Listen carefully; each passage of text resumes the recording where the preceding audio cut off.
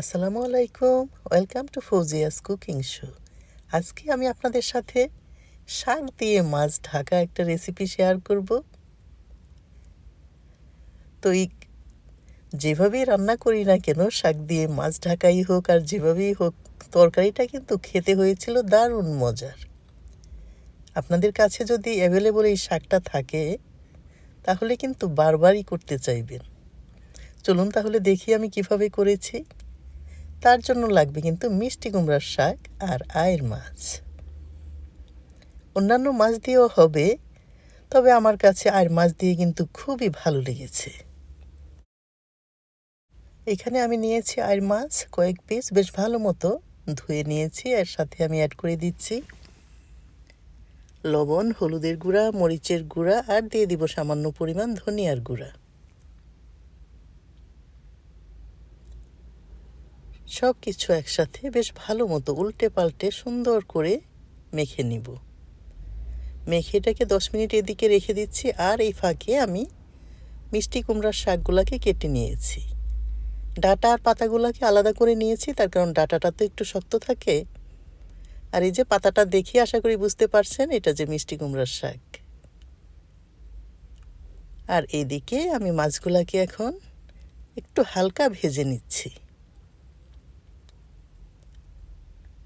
আর এখানে মাছ ভাজা তেলটাই আমি নিয়ে নিয়েছি এবং এর সাথে আমি দিয়ে দিচ্ছি হাফ কাপের মতো পেঁয়াজ।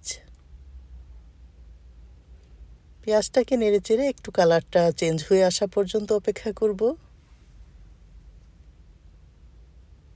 যে পেঁয়াজটার হালকা একটু কালার চেঞ্জ হয়ে এসেছে, কালারটা একটু গোল্ডেন দেখা যাচ্ছে।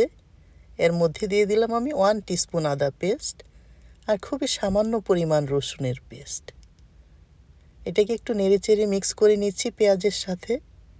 তারপর এটার সাথে আমি দিয়ে দিব শুকনা মশলাগুলা। দিয়ে দিলাম হাফ টিস্পুন হলুদের গুঁড়া, হাফ টিস্পুনের মতো মরিচের গুঁড়া, এটা ঝালটা কম বেশি করতে পারেন আপনারা।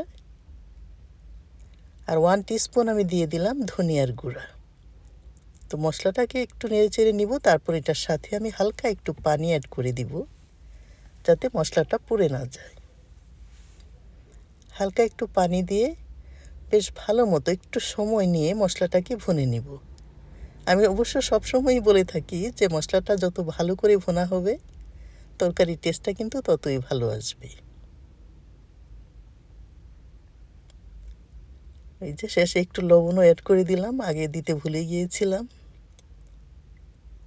মশলাটা বেশ ভালো মতো ভুনা হয়ে গিয়েছে। এখন আমি দিয়ে দিচ্ছি এই যে কুমড়ার শাকের ডাঁটাটা তো একটু শক্ত থাকে, সেই জন্য আগে এটাকে একটু বেশ ভালো মতো একটু ভুনে নিতে হবে।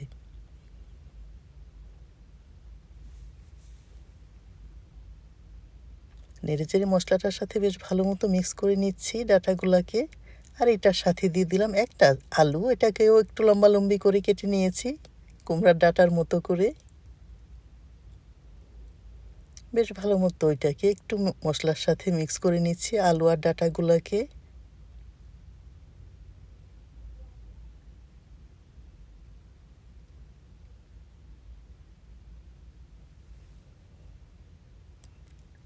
ডাঁটাটা যখন হালকা একটু সিদ্ধ হয়ে আসবে, কমপ্লিটলি না, একদম একটু মাঝামাঝি ধরনের একটু যখন সিদ্ধ হয়ে আসবে, তখন এটার সাথে আমি দিয়ে দিব ঝোলের পানিটা। ঝোলটা আপনারা পরিমাণ মতো দিবেন, যদি বেশি রাখতে চান বেশি। এখন অবশ্য বেশি দেখা যাচ্ছে, কিন্তু যখন পাতাটা দিয়ে দিব তখন এটা এতটা ঝোল থাকবে না।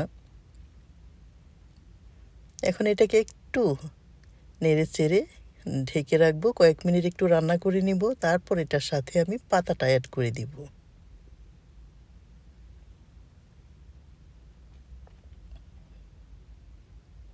এই যে এখন পাতাগুলো দিয়ে দেওয়ার পালা।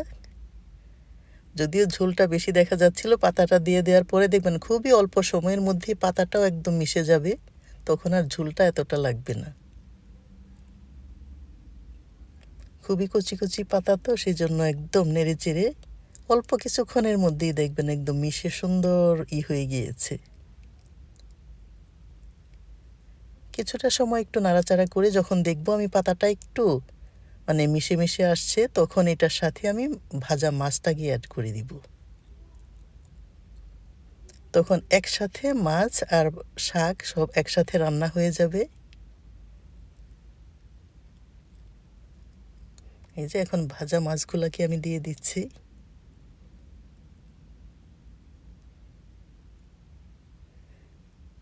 আর সাথে দিয়ে দিচ্ছি আমি স্প্রিং অনিয়ন। এটা অবশ্য অপশনাল, দিলে টেস্টটা আরও ভালো আসে। যদি আপনাদের হাতের কাছে না থাকে নাও দিতে পারেন। আর এখন দিয়ে দিলাম ধনিয়া পাতা আর কাঁচামরিচ।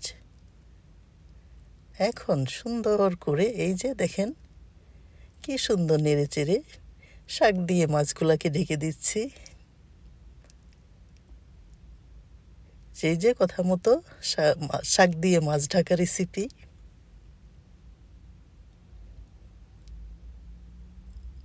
তরকারিটা খেতে কিন্তু অনেক ভালো হয়েছিল, খুবই মজার। আপনারাও রান্না করতে পারেন, দেখবেন খুবই ভালো লাগবে। একদম রান্না করা হয়ে গিয়েছে। আবারও কথা হবে নতুন কোনো রেসিপি নিয়ে। সেই পর্যন্ত আপনারা সবাই ভালো থাকবেন।